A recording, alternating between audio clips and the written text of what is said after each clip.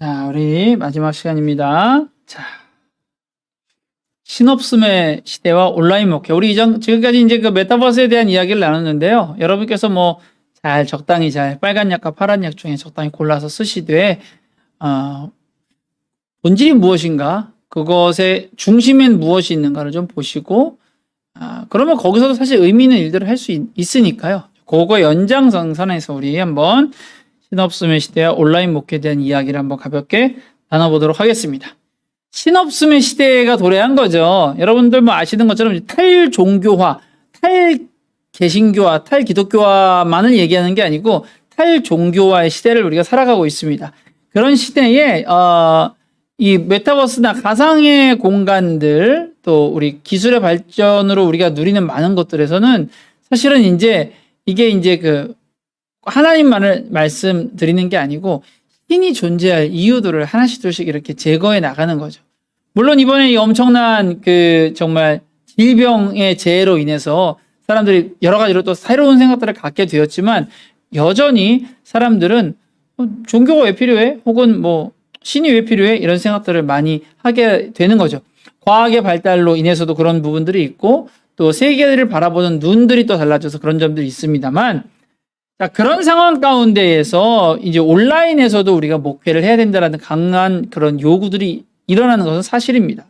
사실 이제 코로나 팬데믹 이후에 우리가 온라인 예배, 처음에는 뭐 온라인 예배가 예배냐 아니냐, 온라인 성찬이 가능하냐 아니냐, 신학적으로 맞냐 틀리냐, 우리 교단은 되고 니네 교단 안 된다, 이런 이야기들을 많이 해왔지만 사실은 어떻습니까? 결국 우리는 거기에 적응해서 살아가고 있는 것이죠.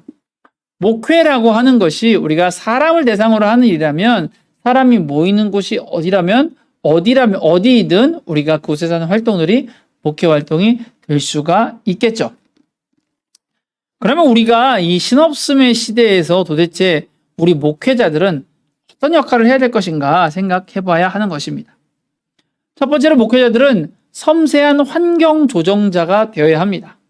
이따 또 언급하겠습니다만, 과거에는요, 목회자들은 창업가였고 기획자였습니다. 예를 들면 교회를 짓는 걸 생각해 봅시다. 여러분, 옛날에 이제 뭐 정말 아주 옛날 이야기입니다만, 지나가다가 저기 공터가 있네, 저기에 뭐 그린벨트 지역이 있네, 이런 게 있으면 어떻습니까? 저 지역에 교회를 세우자, 이렇게 얘기를 하는 거죠.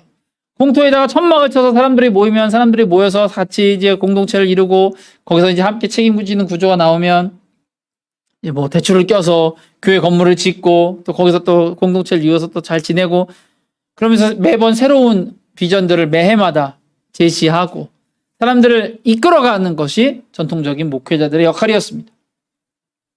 지금은 그러한 교회도 물론 여전히 필요하고, 저도 일종의 그러한 류의 교회들을 하고 있지만, 다른 한편으로는 지금의 교회 공동체의 발생은 사실은 우발적으로 발생하고 필요가 생기기 때문에 그것을 돌보는 목회자가 존재하게 되는 그러한 공동체들이 많이 늘어나고 있다는 것입니다. 예를 들어 볼게요.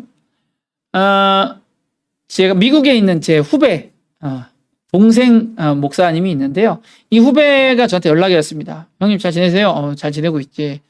형님 저 고민이 있는데요. 그래서 무슨 고민인데 나처럼 잘 모르는 사람한테 물어봐 했더니, 본인이 지금 돌리고 있는 줌 소그룹이 6개나 된다는 거예요. 6개나 되는 소그룹에 몇 명씩 있어 했더니 1명짜리도 있고요, 2명짜리도 있고, 많아봐야 3명이라는 거예요. 목회자 한 사람이 뭐 예배를 인도하거나 이런 건 아닌데 소그룹으로 6개를 돌리니까 지치고 힘들다는 거예요. 아니 그러면은 지금 딱 타이밍이네. 이 속을 6개 딱 묶어가지고 교회를 딱 시작해봐. 근데 형님 그게 또 쉬운 게 아니에요. 왜? 그랬더니 이제 사연을 얘기하는 거예요. 지금 많은 노마드는 뭡니까? 예, 나그네들인 거죠. 많은 노마드들이 이제 발생을 했고, 코로나로 인해서 온라인으로 예배를 드리는 사람들도 있지만, 이제는 온라인 예배조차 드리지 않는 명목상 그리스도인들. 그러나 정기적인 예배 활동은 하지 않지만 여전히 나의 정체성을 그리스도인으로 알고 있고, 여전히 가슴속 어딘가에 복음의 불이 아직 꺼지지 않은 그런 사람들이 상당히 많이 있다라는 거예요. 그런 사람들이 신앙적인 문제들, 고민들이 생겼을 때 어떻게 합니까? 어려움들이 있을 때 지금 나를 담당하는 최신의 어떤 교제했던 목회자들이 아니라 과거에 나에게 큰 영향을 미쳤던 좋은 목회자들을 기억해내서 그들을 찾아서 연락을 한다라는 거예요. 이 목사님이 이 K 목사님인데 이분이 그 신망이 있는 분이고 따뜻하게 아이들을 맞아줬던 분이니까 중고등부 때 만났던 청년부 때 만났던 이 목사님을 다시 찾아서 만나는 거예요. 뭘로? 온라인으로 만나는 거예요. 온라인으로. 줌으로 얼굴을 보면서 이야기를 나누는데 참 딱한 사연들, 어려움들, 또 많은 고민들에 대해서 이야기를 들어주고 기도해주고 그러다가 신앙적인 부분에서 인도해주게 되고 정기적으로 모임을 갖다 보니까 일주일에 6개나 되는 모임들을 하게 되었다라는 거예요. 제가 그랬죠. 아니 그러면 이거 뭐 내가 봤을 때는 같이 의기투합해서 교회를 해라. 근데 교회를 하기에 어려운 점이 있다라는 거예요. 첫째로 이 6개의 그룹의 구성이 너무 다양하다는 거예요. 그럼 그 그룹이 다양할 수도 있죠. 교회에는 왜냐면 많은 다양한 사람들이 모이는 거니까요. 두 번째, 근데 이제 이들을 모여서 같이 예배를 드리고 교회를 이루어 나간다고 치자. 근데 그러면 옛날에는 오프라인 건물이 있었잖아요. 공간이 있잖아요. 거기를 월세도 내고 관리도 하고 청소도 하고 하는 역할을 누가 하는 거예요? 목회자가 하잖아요. 그러니까 목회자가 예배를 인도하고 말씀을 가르치고 전도 활동에 참여하고 교회를 가꾸고 돌보는 일 가운데 부름을 받은 사람이기 때문에 페이를 지급하는 게 되게 자연스러웠다라는 거예요. 우리 목사님. 그러니까 목회자의 생활비를 챙겨준다라는 의미도 있지만 사실은 교회를 잘 가꾸고 돌보고 말씀을 가르치는 일에 좀 전념해 주십시오라는 의미에서 목회자에게 사례를 줬는데 이 온라인에서 줌으로 모임을 갖다 보니까 그게 애매해진다라는 거예요. 여러분들 어떻게 생각하십니까? 온라인에서 생각했을 때 큰 힘 안 들이고 말씀 가르치고 모임하는 거 그냥 이야기 나눠주는데 그걸 돈을 받아야 되냐? 이런 생각이 드시는 분도 있겠지만 다른 한편으로 그러한 활동을 통해서 이분도 살아갈 수 있는 기반을 마련돼야 되는데 그 시간들을 거기에 넣고 하는 거니까 뭘 준비하는 시간들도 있고요. 그런 게 가능하려면 결국은 경제적인 도움을 드려야 되는데 도움을 드리는 게 아니죠. 노동에 대한 대가를 드려야 되는데 그 지점이 애매하다라는 거예요. 연결점도 없는 사람들끼리 모아놓고 교회를 시작했는데 자 그럼 너희들 나한테 월급 좀 줘봐. 이렇게 얘기하기는 좀 어렵지 않겠냐 이렇게 얘기를 하더라고요. 이야기를 듣고 보니까 저는 뭔가 할 수 있을 것 같지만 그분은 좀 어렵겠다 이런 생각이 들더라고요. 그러니까 이 목회자가 이 온라인을 통해서 뭐 영적인 케어, 삶의 케어가 가능하긴 가능하지만 그러나 우리가 전통적인 방식으로 가지고 있던 그런 식의 어떤 목회적 돌봄을 전적으로 주기에는 어렵겠더라. 그래서 어떻게 해야 되냐? 지금 본격적으로 노마드 시대가 접어들었습니다. 하나는 지금 온라인으로 모든 것들이 진행되는 모두가 온라인을 경험한 이런 상황 가운데에서 사람들이 더 이상 우리가 실제로 갈 수 있는 건물 속 교회 예배당을 찾기보다는 편안하게 집에서 예배를 드리는 것들에 너무나 익숙해져 버린 이 상황 가운데에서 또 다른 하나는 도시와 도시 사이에 혹은 도시 내에서의 이동이 빈번해지는 시대라는 겁니다. 예를 들면 여러분들 지금 삶의 중심은 어디예요? 옛날에는 교회가 삶의 중심이었죠. 중세 때야 구조 자체가 아예 그랬었던 거고 그리고 그 이후에 어떻습니까? 요즘에는 근대까지는 그래도 도시에서 도시에 이동이 많다가 현대에 접어들면서 그 이동이 잠시 줄었었는데 지금은 직장의 텀이 짧아졌어요. 그러니까 나한테 평생 직장이 없고 내가 2년, 3년 짧게 길게는 5년, 10년 일 넘어가도 직장이 없으니까 직장이 바뀔 때마다 이사를 갈 수밖에 없는 환경들이 생기는 거예요. 주거가 불안정하니까 안정적이지 않은 주거를 가진 사람들은 또 이사를 다니게 되어 있습니다. 그러니까 교회를 떠날 명분들이 분명히 있고 교회를 떠날 기회들이 더 많아지는 거예요. 그런 의미에서의 노마들도 지금 늘어나고 있다는 거예요. 그런 상황에서 목회자는 어떤 역할을 하냐. 지금 이렇게 노마드로 살아갈 수밖에 없는 이들이 함께 모일 수 있는 중심점의 역할.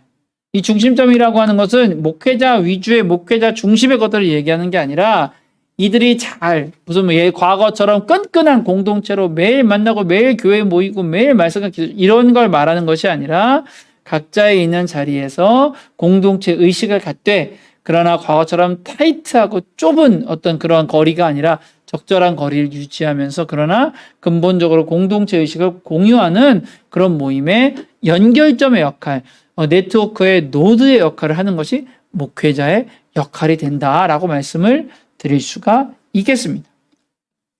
또 다른 하나는 뭐예요? 과거의 목회자는 어떤 거대한 조직을 이끄는 리더의 역할이었어요. 그들에게 무엇인가를 제시하고 이렇게 나아가야 한다라고 따라야 한다라고 이야기하는 사람이었습니다. 지금은 작은 그룹, 마이크로 처치가 많이 늘어났습니다. 작은 모임들이 많이 늘어났는데 거기에서 누군가에게 지혜로운 이야기를 해줄 필요가 있을 때, 갈등을 조정할 때, 이들이 처해 있는 어려움들 가운데에 우리가 그것을 좋은 말로 그 문제를 해결해 줄 때 찾아올 수 있는 역할을 하는 것이 바로 소그룹의 현자 역할이라는 것입니다. 현자는요, 예를 들면 내가 교회를 관리형으로 운영하는 사람이다. 그러면 각 문제가 있는 곳마다 찾아가고 잔소리하고 어떻게 이렇게 해결하라고 하고, 사람들이 찾아와서 목사님, 제가 치킨집을 할까요? 붕어빵을 팔까요? 라고 이야기를 하면은 거기에 대해서 이렇게 하세요. 라고 이야기하고. 그런 역할이 아니라 항상 지혜로운 사람으로, 어진 사람으로 존재하고 있다가 어떤 어려움들이 있을 때, 문제가 있을 때 조심스럽게 다가가거나 혹은 이들이 찾아올 수 있을 정도의 여유를 줘서 그들이 찾아와서 지혜를 구할 때에 우리 하나님의 말씀을 바탕으로 우리가 하나님 나라의 진리를 전해주고 그들을 위로하고 축복하고 격려하는 역할을 해주는 것이 바로 오늘날 사제의 역할이 된다. 그런 말씀을 드리는 것입니다. 제가 이제 클럽하우스를 금년도 3월부터 열심히 주구장창 하다가 한 6개월쯤 돼서 너무 분주해서 시간이 많지 않아서 클럽하우스에 들어가지 못했는데 이 클럽하우스 현상이라는 것들을 발견할 수가 있었습니다. 특히 이 교회 쪽 씬에서 그런 게 있었어요. 저는 이제 그 교회의 미래라고 하는 주제를 가지고 클럽을 만들어서 거기서 사람들하고 소통하고 이야기하고 많은 사회 문제들, 교회 안의 어려움들, 문제들, 또 현상들을 분석하고 또 함께 토론하는 시간들을 정기적으로 가져왔는데요. 제가 그래도 전도서닷컴 편집장이니까 그래도 교계에서 아는 사람들이 조금 있으니까 저는 제가 그냥 방을 만들면 사람들이 막 몰려올 줄 알았던 거예요. 거짓말 좀 보태서 그럴 줄 알았는데 실제로는 그런 일이 없더라고요. 왜? 사람들이 하고 싶은 이야기는 다른 데에 있었습니다. 사람들은 연애 이야기 이런 거 좋아하더라고요. 육아 이야기 이런 거 좋아하더라고요. 사람들이 나누고 싶은 일상 속 이야기가 있는데 제가 다루는 주제는 너무 무거웠던 거예요. 그런데 주제가 무거움에도 불구하고 크리스천들이 많이 모이는 모임이 있었습니다. 그 모임은 가면 갈 때마다 교회를 비판하고 목회자를 비판하고 그들이 얼만큼 소통이 어려운지 얼만큼 꼰대인지 이런 것들을 비판하고 토론하는 자리였는데 사람들이 날마다 배가 되고 사람들이 많이 모이는 거예요. 한마디도 틀린 얘기가 없습니다. 그들의 말이 다 맞아요. 거기에 있는 MZ세대들의 말이 맞습니다. 교회에는 가면은 꼰대고 목사님이 너무 고루하고 옛날 방식이고 말이 통하지 않고 권위적이고 고압적이고 이런 얘기들이 한마디도 틀린 게 없으니 저도 그거 틀렸다고 말을 할 수가 없는데 그러나 여러분 그런 게 있습니다. 예를 들면 어떤 대상이 딱 있어요. 내 눈앞에 있고 이 대상을 놓고 토론을 하고 이 대상과 직접 디베이트를 하면 이 이야기가 계속 지속이 되겠죠. 그 대상이 있으니까. 근데 클럽하우스에는 이상한 목회자들은 많지 않습니다. 그냥 저같이 그냥 평범한 사람들 혹은 좀 젊은 사람들이 모여있는 곳이니까 허공에 대고 주먹을 지르는 격인 거죠. 맞는 말이고 다 저는 존중하는 이야기들이고 정말 그런 대화가 필요했는데 맨날 그런 얘기만 하다 보니까 생각보다 이게 지속성이 떨어지는 거예요. 한 달, 두 달, 세 달은 열심히 해서 사람들 늘어나고 부흥하더니 조금씩 사람들이 줄어들더니 나중에 모임이 없어지더라고요. 어떤 모임이 오래가냐? 소소한 이야기가 있는 모임들이 오래갑니다. 정말 별거 아닌 거. 밤에 모여서 수다 떨고 맛깔스러운 반주나 연주가 되는 것도 아닌데도 모여서 노래 부르고 그런 소소한 모임들이 오래 가더라고요. 그리고 이 교회 사람들, 우리 개신교인들은 어디에 놓아도 그런 교회 모임들을 하는 거예요. 예를 들면 누가 시키지도 않았는데 모 기독교 방송국의 아나운서들이 모여서, 누가 시켰을까요? 제가 물어봤을 때 아니라고 했거든요. 자발적으로 모여서 성경을 읽는 거예요. 아나운서들이 읽으니까 얼마나 이게 참 찰져요. 거기서 말씀을 이렇게 읽고 같이 은혜를 나누는데 이 모임이 오래도록 지속이 되는 거예요. 또 밤이면 밤마다 우리 CCM 모 가수를 중심으로 해서 일어나는 어떤 모이는 모임이 있었어요. 엄마들의 모임인데 저도 가도 거부하지 않더라고요. 저는 엄마들하고 잘 어울리는 아저씨라 그런지 가서 이렇게 매일 감사의 기도 제목, 하루를 겪었던 일 가운데 뭐 내가 겪었던 어려움들, 기도의 제목들을 나누고 같이 기도해주는 모임을 매일 하는 거예요. 매일. 근데 거기에 매일 사람들이 모이는 거예요. 물론 아까 말씀드린 것처럼 뭐 전사닷컴에서 만드는 방이나 아까 제가 말씀드렸던 그런 토론하는 방처럼 큰 방이 만들어지진 않습니다. 그런데 그 작은 의미 있는 모임이 꾸준하게 이어지고 지금까지도 쉬지 않고 모임이 이어지더라고요. 이게 뭘 말하는 거예요? 우리에게 실제적인 관계들, 의미 있는 관계들은 작고 소박해도 오랫동안 지속이 되고요.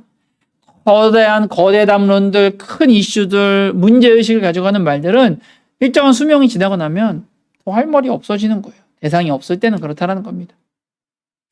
또 클럽하우스에도 아까 어떤 게 있다고 했죠? 사람들끼리 서로 반말로 이야기하는 반모가 기본입니다. 그러다가 존중하지 않냐? 충분히 존중하고 서로를 격 있게 대해줍니다. 사람을 무시하는 일들이 거기는 좀처럼 있지 않아요. 아, 요거 참 독특한 세계다. 요거 참 신기하다. 이런 이야기들이 좀 이렇게 있다고 우리가 말할 수가 있겠습니다. 그래서 이 클럽하우스 현상을 보면서 몇 가지 발견한 것들이 있는데 첫 번째 소통의 욕구입니다. 물론 아까 말씀드린 것처럼 당시에 이 인싸 마케팅, 유명인 마케팅을 했던 건 사실입니다. 그래서 막 정말 유명한 사람들을 클럽하우스에 모아서 그들과 직접 소통할 수 있는 기회를 만들었기 때문에 사람들이 많이 몰린 건 사실이에요. 그리고 그 약발이 떨어지니까 적게 모이는 것도 사실입니다. 그러나 여전히 사람들은 뭐예요? 이 비대면의 대전환 시대에 사람들이 서로 만나고 소통하기를 원한다라는 것이 지금 우리가 여기서 발견할 수 있는 것입니다. 그리고 그들을 서로 존중하면서 이 사람들이 서로 민주적이고 수평적인 관계를 갖기를 원하는 게 바로 이 클럽하우스에서 발견한 모습들입니다. 권위적인 걸 싫어하고 거부하지만 이것이 잘 돌아갈 수 있도록 자율적이고 민주적으로 모임을 만들어서 운영을 하더라고요. 100명, 1000명, 10,000명도 그 일들을 한다는 것입니다. 그리고 세 번째로 뭐예요? 연결의 힘입니다. 그렇게 해서 이 메타버스라고 부를 수 있는 이 클럽하우스에서 만난 사람들이 여러 가지 일들을 만들어내는 것을 발견할 수가 있었습니다. 누가 책을 구매하면 책을 출판하면 그 책을 함께 구매해주고, 누가 공연을 하면 함께 그 공연에 가주고, 이런 그 안에서 내부에서의 그런 끈끈함이 교회와 비교될 만큼 꽤나 끈끈하다는 것을 발견하게 되었습니다. 이 신없음의 시대, 이 비대면의 시대, 그리고 이 변혁의 시대에도 여전히 이와 같은 필요들이 있고, 그러나 이들이 가지고 있는 이런 특징들이 있다는 것을 우리가 기억해야 하는 것입니다. 그러니까 온라인 교회를 하거나 비대면 모임들을 가지다 어떻게 해야 돼요? 권위를 내세우면 안 되죠.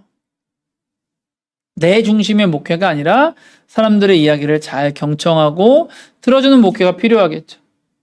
수직적인 구조를 강요하고 사람들에게 폭력을 행사하는 것이 아니라 사람들과 내가 동등한 위치에 있다는 것들을 자꾸 인식시켜주고 자꾸 이야기하고 실제로 그런 삶을 살아가야만 하는 것입니다. 그런 것이 앞으로 온라인 목회에 꼭 필요한 덕목이 아닌가 생각이 듭니다. 그래서 말씀드리면 오늘 교회가 이제 수동적인 교회에서 능동적인 교회로 옮겨가고 있는 것입니다.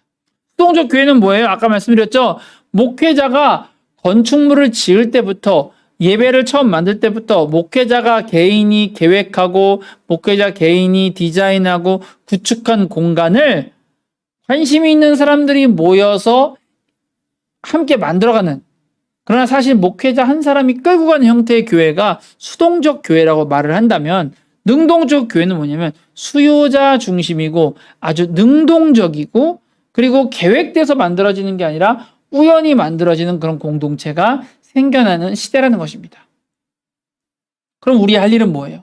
그런 공동체를 발견하고 그런 공동체를 찾아가고 막 그런 게 아니라 우리가 자연스럽게 이 메타버스 안에서 온라인 세계 안에서 사람들과 좋은 관계를 맺으면서 사람들의 이야기를 경청하고 그들을 환대할 때에 그곳에서 필요한 지점에서 사람들의 요청이 이루어지고 사람들의 어떤 영적인 필요가 드러날 때 그들과 함께하고 그들 안에 작은 모임들을 만들어줄 수 있는 연결점의 역할을 할 때에 오늘 온라인 시대에 우리가 적절한 목회자로 활동할 수 있다. 이렇게 생각해 볼 수가 있겠습니다. 몇 가지 예를 좀 들어드릴 거예요. 랜선 교회라고 하는 그런 교회가 있습니다. 이 랜선 교회는 실제로 교회라고 부르기도 어렵고 교회가 아니라고 부르기도 어렵습니다. 교회는 예배가 있어야 되고 설교가 있어야 되는데 랜선 교회 모이면 예배와 설교가 없기 때문에 교회라고 부르는 게 애매합니다. 교회가 아닌 거죠. 그러나 본인들도 교회가 아니라고 생각하면서 한편 교회됨을 경험하는 것들이 끈끈한 공동체 의식을 가지고 있고 서로의 필요를 채워주고 서로 보듬어주고 또 연락하고 이런 점들이 있다는 거죠. 이 다마스커스 TV라고 하는 유튜브 채널이 있는데 그 채널의 팬클럽으로 이 랜선 교회가 시작되었습니다. 그 사람들이 모여서 이야기를 나누고 또 모임을 갖다 보니 우리 이러지 말고 오프라인으로도 좀 만나고 온라인에서도 우리의 모임을 만들어보자라고 해서 유튜브에서도 채널을 분리해서 만들고 교회를 랜선 교회라는 이름을 붙인 것입니다. 주된 소통은 주로 오픈 카톡방에서 이루어지는데요.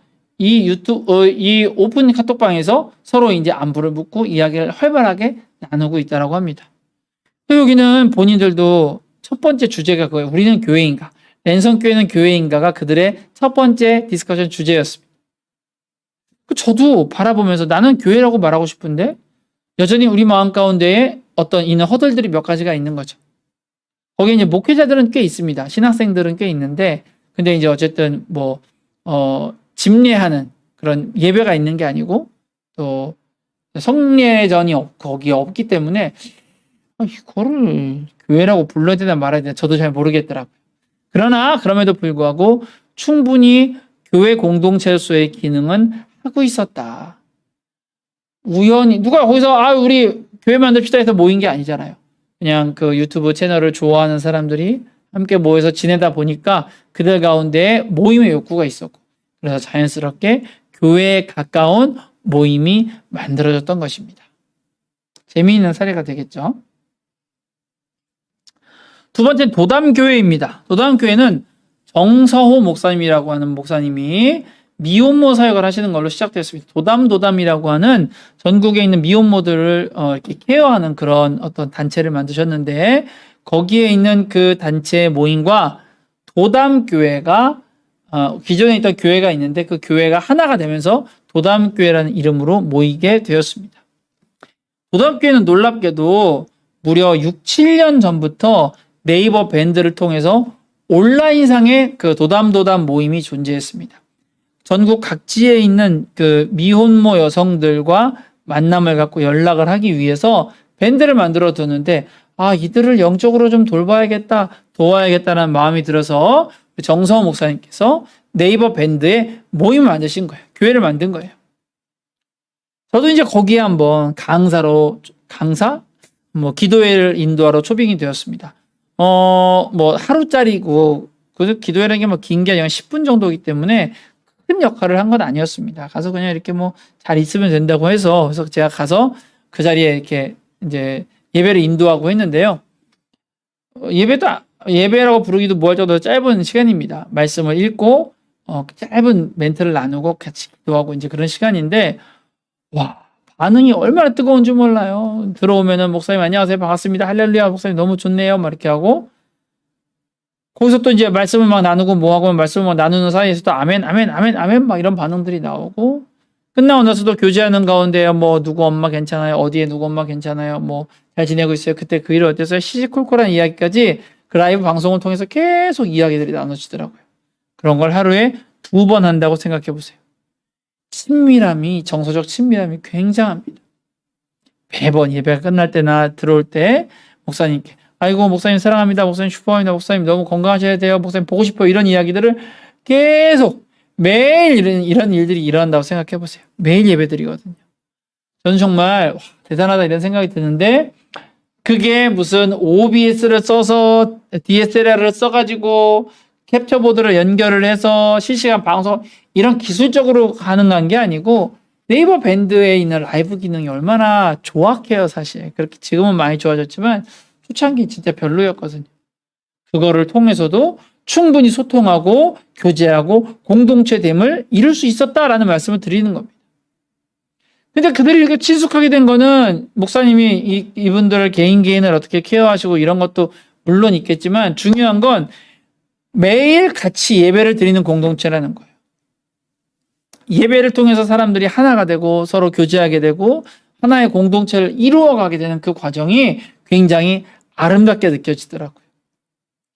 목사님도 굉장히 평범한 환경에서 목회를 하십니다. 그러니까 예를 들면 온라인으로 예배를 드릴 때는 뒤에 그냥 별 옷 같은 것도 있고 그냥 평범한 우리의 일상생활 공간을 그대로 비추면서 거기서 열정적으로 말씀을 전하시고 찬양하고 하시더라고요. 그런 것들을 봤을 때 우리가 기술이 없어요. 난 잘 몰라요. 이런 것도 익숙하지 않아요라고 하는 것은 사실 그렇게 중요한 일은 아닌 것입니다. 다음은 샤이닝 처치라고 지금 만들어지고 있는 교회가 있습니다. 샤이닝 처치에는 이제 공동 목회를 하고 있는데요. 그 중에 한 목사님이 저희 후배예요. 어느 날 클럽하우스에서 만났는데 무슨 방이 있길래 제가 얼른 들어가 봤는데 본인들끼리 막 무슨 얘기를 하는데 교회 얘기더라고요. 교회는 어떠해야 하는가? 이분들이 이제 교회 개척을 준비하면서 어떠해야 되는가를 서로 이야기를 나누고 있더라고요.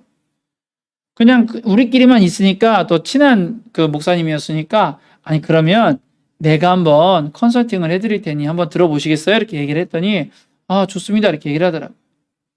그 당시에 이제 그 교회 이름은 복음이 빛나는 교회였습니다. 복음이 빛나는 교회.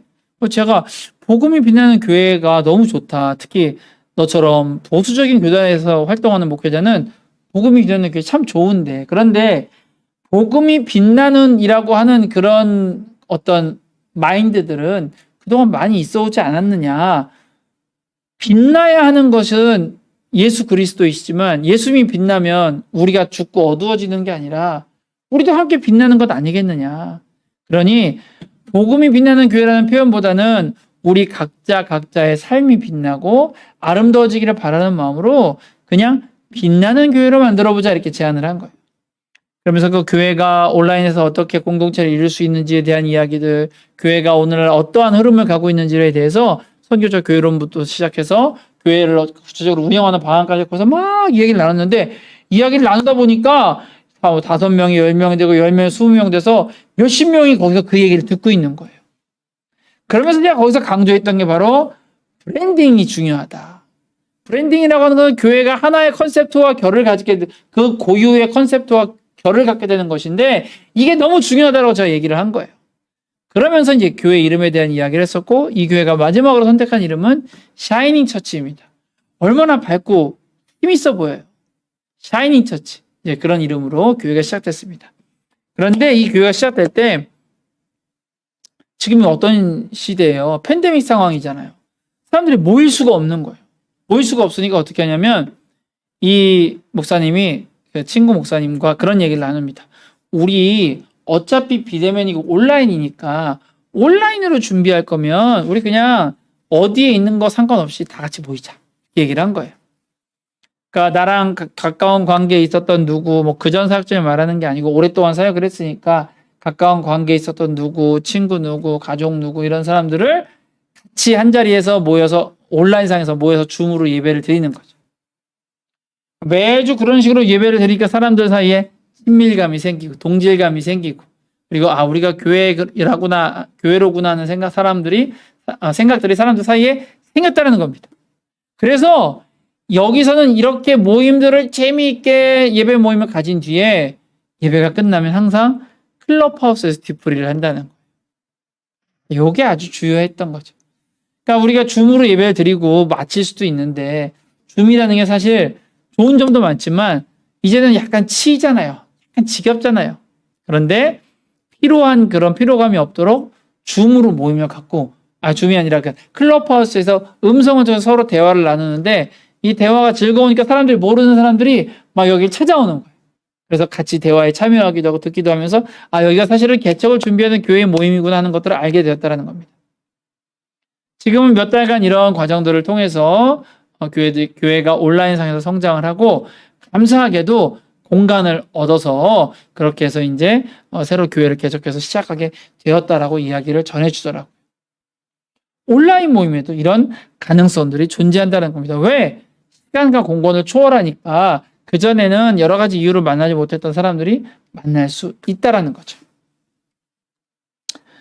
마지막으로 여러분들에게 소개하고 싶은 것은 클럽하우스 내 첫 번째 온라인 교회인 온라인 채플을 여러분에게 소개해드리겠습니다.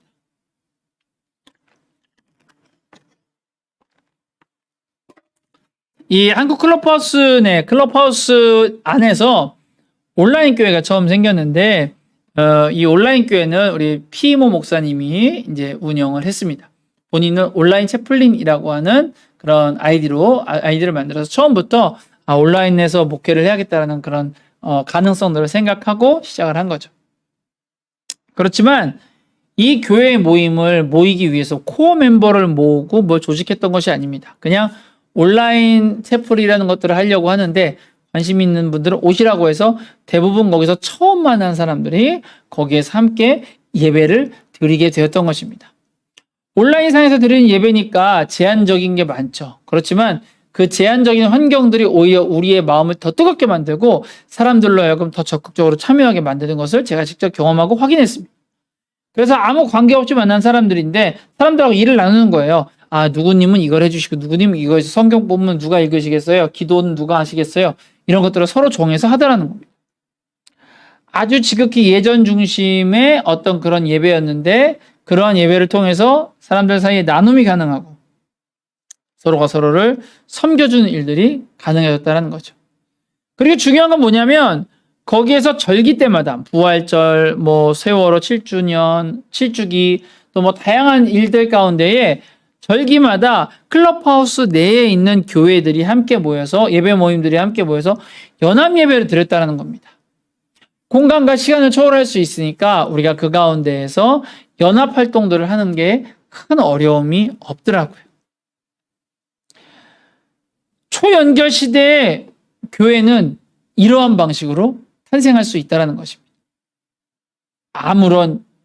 아무런이라는 것은 아무 노력이 없고 기획하지 않았다는 것이 아니라 아무런 연고 없이 그리고 어떤 가능성이 있는 채로가 아니라 가능성을 생각하지 않고 우리가 그 가운데 목회를 하기 위해 뛰어들었을 때에 자연스럽게 만들어지는 공동체 그리고 기획하는 것이 아니라 우발적으로 만들어지는 교회 공동체가 생겨나더라는 얘기입니다. 앞으로 이런 목회들이 일어날 수 있다는 것을 우리가 잘 알고 준비할 필요가 있겠습니다. 특히 온라인상에서 노마드들이 여기저기 잘 돌아다니고 쉽게 교회를 옮기거나 그만둘 수 있는 상황 가운데에서 우리가 모두를 넉넉하게 받아줄 수 있는 그런 온라인 교회를 운영할 수 있다면 저는 많은 분들과 함께 또 건강한 목회를 계속 이어갈 수 있지 않을까 그런 생각을 하게 됩니다. 그래서 결론적으로 이 초연결 시대에는 온라인 교회가 어떻게 되냐면 교회의 새로운 표현으로서의 온라인 교회로 인정해야 하는 것입니다. 온라인 교회는 많은 것들이 없거나 부족합니다. 결핍되어 있고 결손되어 있어요. 그럼에도 불구하고 이곳 가운데서 사람들의 만남이 이루어지고 관계가 이루어지고 말씀을 사모하게 되고 우리가 그곳에서 복음을 전하는 열정을 회복할 수 있다면 온라인 교회는 우리가 그동안 익숙했던 모델들은 아니지만 새로운 모델 중에 하나로 받아들이고 인정해야 하는 것입니다. 그런데 지금 각 교단의 교단법들이 그런 것들을 충분히 수용할 만큼 발전하지는 않았어요. 그런 것들을 아쉬움을 한번 제시해 보고 싶습니다. 또 다른 하나는 뭐냐면 사람들의 모습을 있는 그대로 경청하고 그대로 포용해야 됩니다. 그러니까 아까 말씀드렸지만 기획자의 입장에서 리더의 입장에서 수직적으로 다가가는 것이 아니라 수평적으로 친구가 되어주는 마음으로 위로자의 모습으로 다가가줘야 되고 그리고 무엇보다 이렇게 해서 만들어지는 이 온라인 교회 자체를 많은 분들이 있는 그대로 받아들일 수 있어야 되는 거죠. 예를 들면 요즘에 제가 부산에서 초청받았는데 평신도 위주의 교회들도 많이 생겨나고 있다라는 거죠. 일부 생겨나고 있는데 그런 현상들을 부정적으로만 볼 것인가, 아니면 일단 이들이 말하는 것들을 받아들이고 경청하고 그것들을 받아들이는 과정을 겪을 것인가, 우리가 판단해야 하는 것입니다. 계속 새로운 것들의 출현을 막고 부정적으로, 배타적으로 생각하는 것이 아니라 이러한 새로운 일들이 왜 일어나는가를 분석하고 우리가 그러한 것들 가운데 함께 할 때에 앞으로 한국교회는 좀 더 다양한 지형, 그리고 좀 더 건강한 생태계로 거듭날 수 있을 것입니다. 여러분들에게 부탁드리기는 메타버스가 무엇이다, 온라인 사역이 무엇이다 해서 이리저리 막 많은 것들을 찾아서 다니시지 말고, 정말 우리가 가지고 있는 어떤 가장 기본적이고 근본적인 개념을 먼저 이해한 뒤에 우리가 이러한 곳에서 사역을 하기 위해서는 어떠한 덕목이 우리 가운데 준비되어야 할까, 우리는 어떤 사람들이어야 할까, 어떤 목회자여야 될까를 함께 고민하면서 우리 이 새로운 시대, 우리가 새롭게 맞이하는 이 온라인 변혁의 자리에서 우리가 많은 이들 가운데에 소중한 복음을 잘 전할 수 있는 그런 역할을 했으면 좋겠고요. 그러나 우리가 또 과거의 방식으로 그곳에서 주체가 되고 주인이 되어서 어떤 일들을 진행하기보다는 겸손하게 이것이 필요한, 복음이 필요한 사람들을 찾아가고 그들에게 잘 이야기를 해주고 또 그들의 이야기를 잘 들어줄 수 있는 그러한 목회를 오늘 해야 되지 않을까, 그런 생각을 하게 됩니다. 자, 제가 오늘 준비한 내용은 여기까지입니다. 여러분들 잘 들으셨는지 모르겠습니다. 함께 해주신 분들 너무 감사드리고요. 이 일들을 통해서, 이번 강의를 통해서 여러분들이 온라인 목회에 대한 새로운 생각들 갖게 되고 또 메타버스에 대한 어떤 식견도 좀 넓어져서 교회가 이 가운데서 어떤 역할을 해야 될지 함께 고민하고 나눌 수 있는 그런 좋은 관계가 되었으면 좋겠습니다. 함께 해주셔서 감사드리고요. 저희 전도사.com 또 여러분들 관심 가지고 함께 좀 봐주시고 참여해 주셨으면 좋겠고요. 저도 더 좋은 콘텐츠 또 의미 있는 내용들 많이 준비하도록 하겠습니다. 특히 이제 금년에 연말에 또 2022년을 조망해 볼 수 있는 새로운 것들을 준비하고 있으니까요. 다른 방법으로 또 여러분들을 찾아뵙도록 하겠습니다. 함께 해주신 분들 감사드립니다. 여러분 고맙습니다.